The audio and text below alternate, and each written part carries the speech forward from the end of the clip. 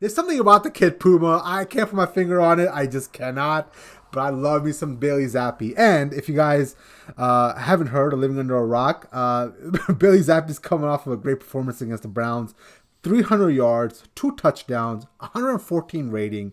In 3 games so far against the Packers, the Lions, and the Browns, he's had a rating of over 100. So he's playing good, clean football.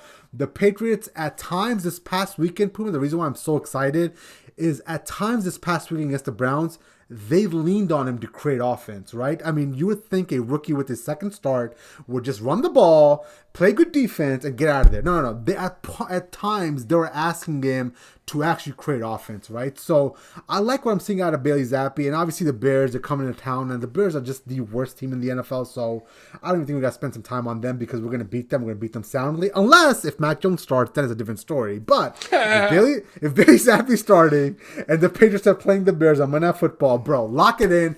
38-point win. I'm going to say 38-14, 38-10. Patriots rolling, baby. Bailey Zappe Fever. Here it is.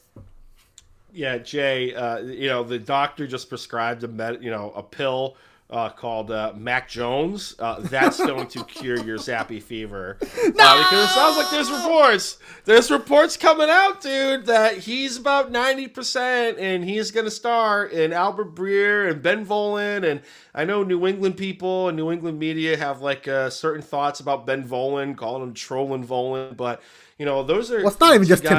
There's like 5 other guys. You see, Florio said something today as well, right?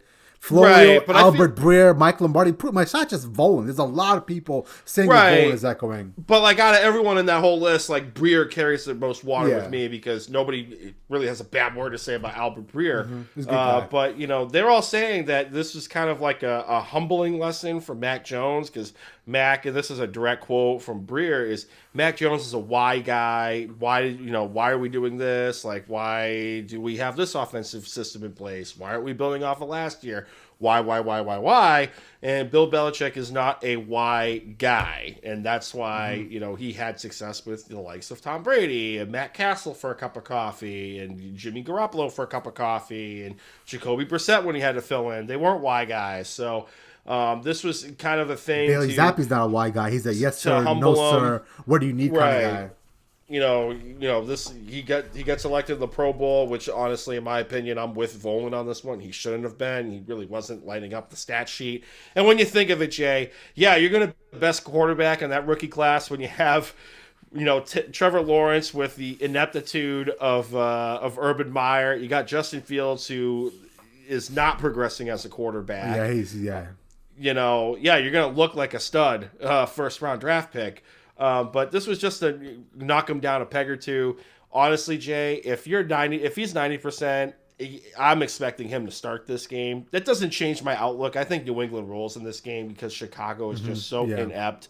Mm-hmm. But I would not be shocked if you saw good old McCorkle Jones back there to put the wet blanket on your high hopes for Zappe. Well, Puma, and let's be real here for a second. And I really want to talk about some schematics and some of the fundamentals and some of the game that both Mac Jones and Bailey Zappe bring in.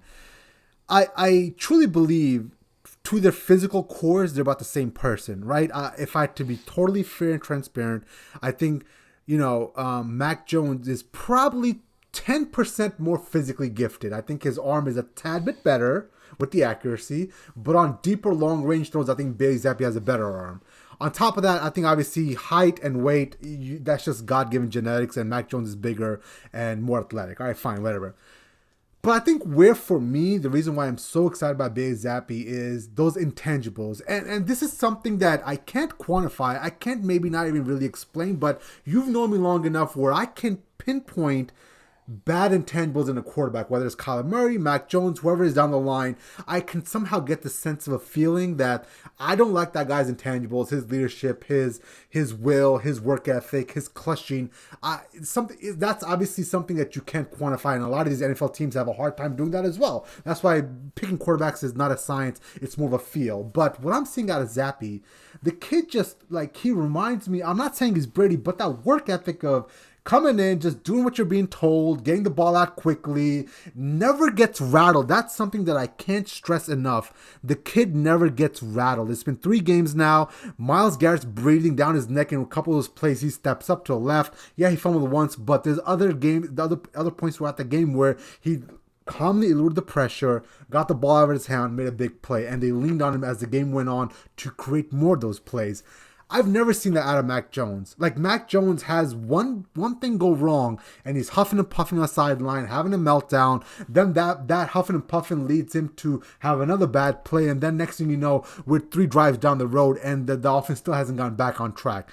You saw Bailey Zappe fumble the ball on the second drive against Myles Garrett. He got rattled for 3 plays. He got his internal clock sped up, and then the next drive in, he was a totally calm, collected quarterback again. So all I'm saying, Puma, is people like Bailey Zappe, who've been shit on his whole life, have been told to go to Houston Baptist, go to Western Kentucky.